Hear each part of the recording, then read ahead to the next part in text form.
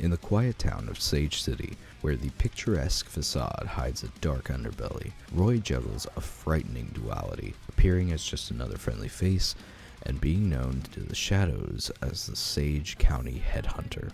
He juggles his macabre urges with his mundane existence, deceiving only his friend, Becca. A botched night of bloodshed leaves collateral damage. Local authorities are quick to pin it on an innocent man. However, the two responding officers, Thomas Tercel and Edward Rex, think differently. They begin their own investigation with the help of the reclusive yet eccentric detective Jerry Howard. Roy becomes aware of their snooping and slowly begins to unravel himself. Tommy's romantic pursuits of Becca only adds fuel to Roy's quiet, simmering rage that threatens to boil over. Will the gravitational pull of his past obliterate his carefully constructed life? How far is Roy willing to go to protect his secrets? Dive into Murphy's Child, a gripping story of dark secrets, love, and the tightrope walk between sanity and madness. Are you scared to discover what hides behind the mask? Yay! I have another horror, and this one's a serial killer one. Come with me. Let's review this bad boy.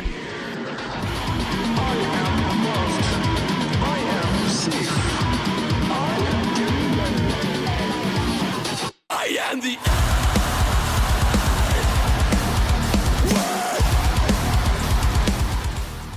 What is going on, guys? It's me, Alec, the author.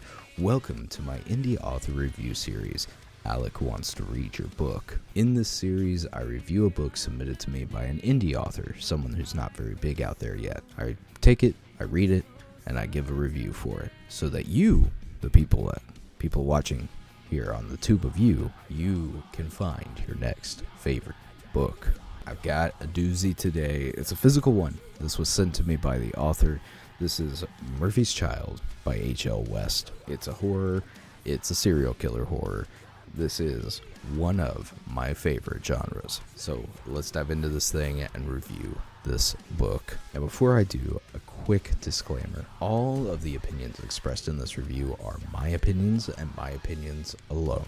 I am by no means a professional when it comes to reviewing books. All I can tell you is what I think. Every book out there is going to be somebody's favorite and least favorite book. If I don't like something, it doesn't mean that it's bad. And if I love something, well, it doesn't necessarily mean that it's good either. I encourage you to check these books out yourself, read them, and formulate your own opinion. Probably going to find one of your favorites in this pile. All that being said, it's time to review this book. I have several categories that I use to help me with these reviews. We'll dive into each category, take a look, give it a score, and that will factor into my overall score at the end, where I give my final opinion on the book. For the horror genre, we have the following categories: the cover, the hook, the writing, the characters, the genre, the spice level, the killer or monster, the danger level, the spooky factor. All of that will culminate into my final deduction. We're going to start with probably my favorite category at all, because it's the first thing that you see when you pick up a new book, the cover. This cover has beautiful art. I actually really love the use of color here. Black and white image with just like the splashes of red in the rose and the blue in the kid's t-shirt. It's very striking, very eye-catching. I wish that the text was a little bit different though. I want it to stand out a little bit more. Like, I know it's in red, which is nice, but even being in red, like the M kind of gets lost. I can't really see the author's name down here until I look up close. So I wish that the text popped a little bit more, but overall I think it's a nice cover. And I really do like the imagery. It's very pretty. 4 out of 5 for the cover. Now let's get to the hook, which is, of course, the first line of the book. The hook is supposed to suck you in and make you want to keep reading. So, for Murphy's Child, let's see what H.L. West has for us for a hook. Cameron exited the taxi and walked up the sidewalk hand in hand with his date for the night. It's not the strongest hook. For horror and thriller especially, I feel like the hook is super important. I need intrigue. I need suspense. I need something that's going to suck me right in. But that being said, this hook does ask a couple of pertinent questions, like who is Cameron? Why does he have a date for the night? And why is it implied that it's just the date for the night? maybe it's not really his date for very much. Ooh, I gotta read it to answer the questions, so you know what? 3 out of 5 on the hook. It's alright. It does make me want to read. Middle of the road there. It just doesn't suck me in as much as it possibly could. The writing. For the most part, it's an easy to read and enjoyable read. The only thing, I did find a few grammatical and flow errors. It would be pretty easy to miss in editing, just like a word missing here or there. Honestly, it's the same way that I write. A lot of times I go back and read some of the stuff that I wrote, and I swear to God that I typed that word in, but I didn't. It's not enough to tank it entirely, like the book is not full of errors or anything like that. So I'm giving it kind of a pass there. I think I do wish that there was a little bit more doing rather than telling in this book. When you're reading the parts about Roy, the main character, it's like exceptional. It describes what he's doing very well. It's very descriptive, very awesome. And then the cops come around and it's a lot of talking. That might be more of a preference thing. I really love Roy as a character, which you're going to see. But I felt like a lot of the cop banter parts kind of weakened the book a little bit, while the Roy parts made it extremely strong. And it felt like there was a lot more cop than Roy. So we're going with a 3 out of 5 for the writing. Middle of the road, not horrible, not bad at all. 3 out of 5. The characters, excellent. Chef's kiss. Even the characters that I didn't love as much, like the 2 cops, they still felt real. They felt alive. They felt breathing. Even the side characters were very well fleshed out, like townspeople. The characters are easily the strongest part of Murphy's Child. 5 out of 5. Well done on the characters. The genre. I'm going with a 4 out of 5. There's plenty of elements that I do think keeps it in the genre it's supposed to be. There isn't a whole lot of terror here though. Spooky, scary bits is what I look for in horror. This one has moments, but it's more of a character story than it is like a true horror story. The horror elements do keep it in the genre. There's just no real terror. Now let's get to the spice level. This one is a medium spice. There's a few scenes that are sprinkled in here and there, but it's nothing overpoweringly spicy. It is excellent for the story that it is though. If there was like a overly spicy scene, I think it would have thrown me right off when it came to this book. But for those of you that like a spice, there's enough to burn the tongue. Just a little bit, just to give you that warm fuzzy feeling. Medium spice level. Let's get to some of the horror categories here. The killer/monster. 5 out of freaking 5 for me here. Roy is an awesome character. He just breathes right off the page. This is exactly what I would think would go through a serial killer's mind. And even like when he has mishaps and things like that happen to him, he reacts in a way that feels very natural, perfect for what his character is. And he is cold as ice. Like I said, there's not a whole lot of terror in this book. There's not a whole lot of like spookiness, but Roy himself is an excellent killer. And I caught myself rooting for him. Even his inner voice has like its own characterness to it, like its own thing. It's hard to describe, but trust me, it's beautiful. So 5 out of 5 for the killer/monster.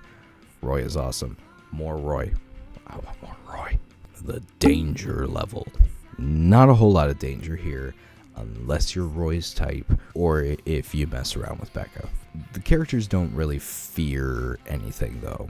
There's not a blanket of fear over this town, even though there is a serial killer operating. Everybody's kind of laid back about it, and that's kind of what it's allowed him to get away with it for so long. It's more about the characters and their stories and how they interact with each other than suspense and danger of there being a killer. 2 out of 5 on the danger level. The spooky factor. I was not spooked here at all reading this book. It's a 1 out of 5 for the spooky factor. Again, that isn't what this is. Like, this is not meant to be a scary book. It's dark and emotionally gripping. It's not outright scary. And I don't think it was intended to be either. If you're looking for a spooky factor, you're not going to find much here. But what you will find is a really nice, really well told, dark story.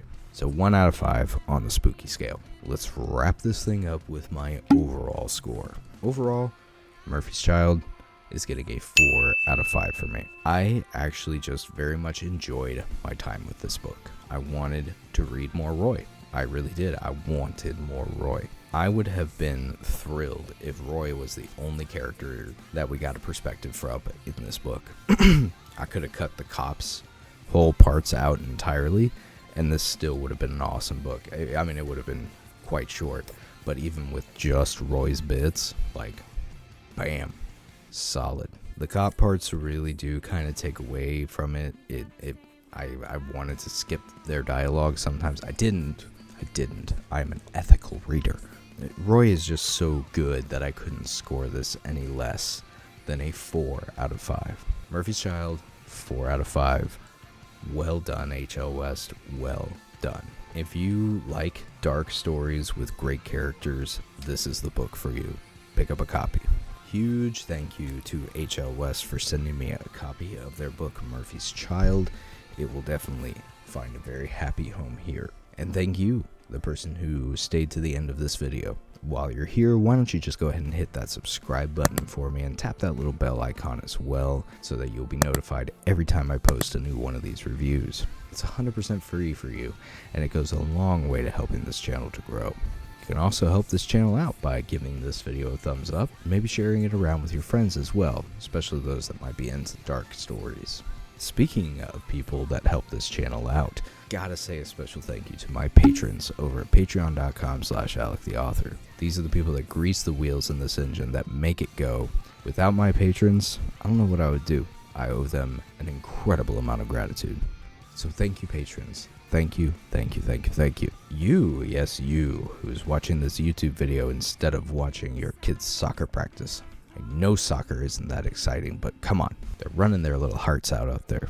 If you want to make it onto this list of amazing people, you can. Just head over to patreon.com/AlecTheAuthor. There you can support the channel for as little as $1 a month, all the way up to crazy amounts that nobody should ever do. Good God, why do I have those reward tiers? But for each tier, you get some amazing, amazing rewards. So please, check it out, support the channel, make it onto this amazing list of people.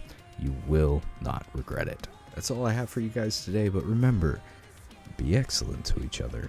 I'll see you in the next review. Y'all take care. I, Alec, want to read your book.